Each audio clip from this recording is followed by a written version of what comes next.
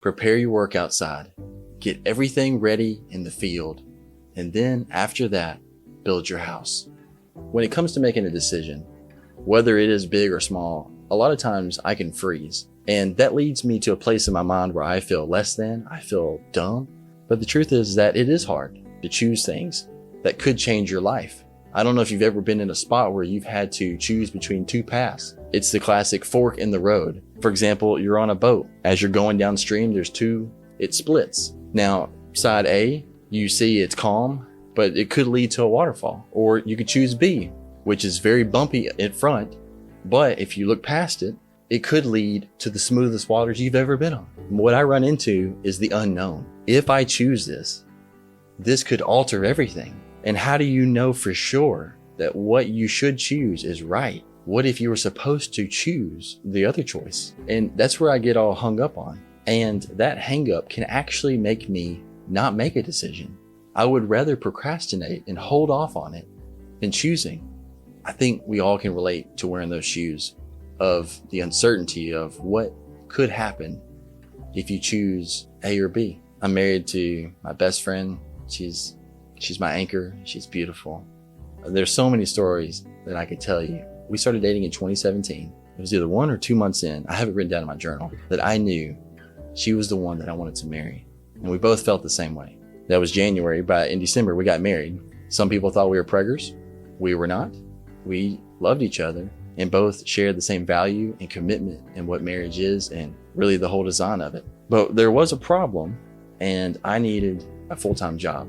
And I had one possibly coming, but it got taken away. They removed the position. And being a video person, there's not a whole lot of video jobs out there unless you kind of give up a lot of your creativity. I don't know, maybe I was selfish. I just didn't want to do that. And so that left me not knowing what job I would have. All Meg and I knew is that we wanted to be married. And through a friend of hers, a job did come available. It wasn't the one that I was necessarily wanting, but it provided a way for us to get married. What I've learned from that decision, when you make a commitment and you stick to it and you work really hard, and when you put your trust in someone bigger than yourself, is that everything worked out.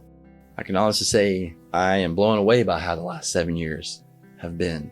And so in this video, I want to share with you 3 questions that you should ask yourself before you make a decision. And later on, I want to share you some tips and wisdom that I've learned that are really good and help me in my life. All right, think about this. You're born here, you die here. Now shrink that to here.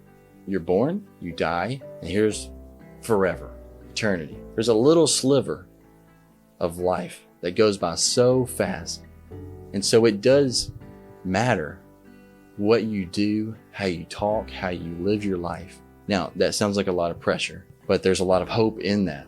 And honestly, it should give you a sense of responsibility because you only have one life. So when you're in a situation and you realize, hey, should I do that? If I do that, the consequences will be this, and that cannot be erased. I mean, sure, you can be forgiven and you can be forgiven by the law, but I don't know what you're thinking, but just saying that the decisions that you make, and I hold myself to this, will follow me forever. So what kind of life do I want to live? What will be my legacy? The best way I can relate to this is to look at what I've been through. For example, when I was in high school and I was about to graduate, all I knew was that I wanted to live for the Lord. I'm a believer and follower of Jesus. I wanted to make videos for him and tell stories and use creativity. And I wanted to find a wife who would be my best friend and fall madly in love with her, like the movies, but real, and have kids. And we'd love them and we'd grow a big family and we would make the most of life. I didn't know how to do all that.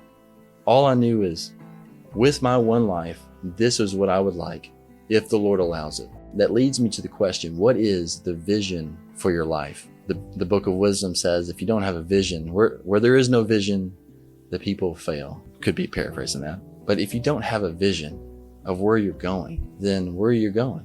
Aunt May in The Amazing Spider-Man 2, at the very end, after everything that happened, Aunt May looks at Peter and goes, Peter, where are you going? Where are you going? And that is the question of my life up to when I met my wife. I don't necessarily worry about that anymore, because once you anchor in yourself to who you are, what you were looking for, the overall legacy I wanted for my life coming out of high school didn't play out exactly the way I thought. Honestly, it turned out better than I could ever imagine. The key focus stayed the same. So when you look at your life, take a step back, think of the bigger picture of your life, realize the consequences of your actions, the weight of a decision, and also use that to fuel you and go, hey, I have one life. So if I do go out and make these bad decisions, I can't just redo that. Now, it's not about being perfect. It's just about trying to do good. So start with your vision and what you want to stay focused on. Okay, the second question you should ask, well, let me tell you this. One of the things that I have lacked in my life is the oomph, the get up and go, or known as like direction, because I'm like a sailboat waiting for the wind to hit and push me, and thinking, oh, if I go this way, then that must be the path that I am destined to be on. The truth is that waiting for the wind to push you in right or left, waiting for life scenarios to happen, could end up leading you down a bad path. So what I've learned is it's okay to take control of your life. I'm not just going to sit around and wait for the world to tell me what to do. I actually heard a great quote. If you don't have a habit of doing something or a pattern, then the world will give you one. Totally could be butchering that, but basically, if you don't figure out who you are and what you want to do, the world will tell you. Like I said, my wife and I have 2 kids, and they are truly innocent. And I say that because at this age, which is why we have to be so protective of our children, because there's some evil people out there, is that people can make kids believe whatever they want. It's the same for adults. If you hear it all the time, or if someone's telling you this is who you are and what you should do, then yeah, at some point you're probably just gonna be like, you're right. But the freedom is when you let go of what the world tells you and you start thinking for yourself and go, hey, why do I think this? What is the right way? Could this even be the wrong way of doing something? What I'm getting at, have you done your research on whatever you're trying to decide? I love spontaneous moments. That's a lot of fun. In a creative sense, it could lead to some really cool projects. But when you're trying to make a decision that could change your life forever, you want to take the time to get everything ready and then build your house. What I love to do, if I don't know how to do something or I'm curious about something, for example, I've had to make a big decision in my life, and I spent months and months and months trying to study, research, and pray, and talk with my wife. After doing all that research, it does bring a peace, because knowledge and understanding is a powerful tool. When you take the time to think for yourself, get rid of everyone else's thoughts except for the people that are the very closest to you, that truly are there to help you and make the best decision, then you can take what you've learned, what you know, what you think about your future, and you make a decision. I'm at a place now in my life where once you do all your research and you're forming it with your values in mind, you either have 2 decisions. You either don't make it and you stay where you are, or you do make it and you see what happens. Don't let other people live through you. Don't let other people make the decision for you. You can listen to other people and be grateful for their advice, and sometimes you'll get some unneeded or unasked for advice, but you still respect that, and you take it all back and you lay it out and you think about it really hard, and out of your best judgment, you make a decision off of that. Now, the third question brings me so much peace. The pressure I felt of making decisions, it took it away. There was one point where I reached out to a good friend of mine, and I was basically asking him, how do you know that the decision you make is in God's will? Like, how do I know for sure that He wants me to do this, or that if I do this decision, it's the right one, or am I going to mess it up? And he shared with me a speech that I'll drop in the link below. Basically, if you are doing good in the eyes of the Lord, because of that, you will have His values in mind, knowing, hey, this is good and this is bad, then I can do whatever I want and be at peace. There's a freedom that not all the weight is on your shoulders, because, hey, look, let's say I quit videos altogether. Let's say I stuck with it and never quit. Which one's the right one? With the knowledge and understanding that I've learned from His scriptures and from wisdom from others, and go, this is a good path. And whether or not I want to stay on this path, my identity isn't within that job. My identity lies with Him and who I am and who I know I am through Him. the principle within what I shared, that what I've learned still applies, because your identity is not wrapped up in a job or a skill set. I heard a YouTube short. I was listening to a YouTube short, and a lady was being interviewed about making decisions. And she said, a lot of people don't want to have regret. Like, what if years later I should have taken that job and maybe my life would have been so much better? And she says, you don't know that. It's not real. All you know is the decision that you make and the life that you build off of that. Because what would have happened if you did take that job and it turned out completely worse? And then you're wondering, well, what would happen if I didn't have taken it?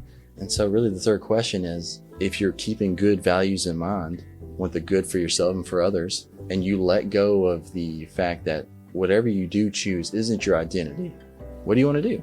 What do you want to spend your time on? But really though, like, I understand like the realistic parts of it, but when you go, I want to take a different job. Okay, cool. Hey, I want to move here because it'll be really cool. And I think it'd be a great place to raise a family. Cool. You just do it, and you make the most of it. All right. So those are the questions that I believe that can help you when it comes to make a decision. But also, let me give you some tips and wisdom that I've learned that truly helped me to this very day. Diligent plans lead to abundance. If we plan our lives and throw everything up in the wind, like how I used to live my life and just hope that the wind pushed me in a certain direction, it's kind of uncertain of whether or not good or bad can come from that. But if I have a vision, I've done my research, and I know that the value of what I want to do is good and not my identity, but something, that I'm interested in, then that's more likely to succeed. If you put in the hard work first, it gets easier. A good name and favor is better than great riches, silver, and gold. I think we all know that there are a lot of people who just want to make a name for themselves, get rich quick, do things that could earn them money or get them status, but it tears down others. What is really cool is that when you choose to live a good life and treat others with love and kindness and keep your word, how much more that lasts than $1. Money comes and goes, but people will go, hey, I remember that person. I knew I could rely on them and trust them. And so, hey, here's an opportunity. You never know. A man skillful in his work will stand before kings, not obscure men. Oh, I like that one. It assures me that it's like, if I put in the hard work and try to get better at my craft, that I will stand out. I won't just be a peon. Not that your identity lies within your skill, but you are valued because you're a hard worker and you're trying your best to learn what you know and want to do good at so that you can help others and provide for yourself and your family, become really good at what you're doing. So yeah, that's cool. If I do a really good job and get really good at what I do, I will be seen by more than just the average Joe. Sorry, Joe. By wisdom, a house is built. By understanding, it's established. By knowledge, the rooms are filled with all precious and pleasant riches. Both of my great grandfathers were entrepreneurs. One of them ran a hotel, owned a little store in the town square area, and sold cars, several other things probably. My other great grandfather ran a gas station / grocery store, and they took care of their families. And what I love about entrepreneurship is you are having to think about every decision. I know that sounds like a lot of pressure. It's kind of good in a way because you are being present and aware of what's going on. Instead of just letting the world take you, you're thinking through it all. And you can build a plan, a blueprint that could take you very far. All right, and for this last one, we're going small. I want you to think like an ant. When you look at the ant, it has no chief, no officer, no ruler, and yet it knows how to provide, take care of itself and others. It knows direction. It knows justice, knows what to do, what not to do. It knows how to live. It knows how to make decisions on its own. It's so cool that such a tiny little ant, a little tiny ant knows what to do, and it doesn't have to wait to be told. Like I said, I've been a boat. Sometimes I'm like a sailboat waiting for the wind, but it's like, no, think, have a vision, think it through, get research, and then do it if it is good. So I need to grab the steering wheel and set my sails to where I think is a good investment, a good choice for the long run. I really was like a boat with a sail waiting in the ocean, not knowing which way to go. But when I was 15, in a way, asked myself these 3 questions without realizing it, because I had a decision to make. And so if you want to know more about that story, check out this video.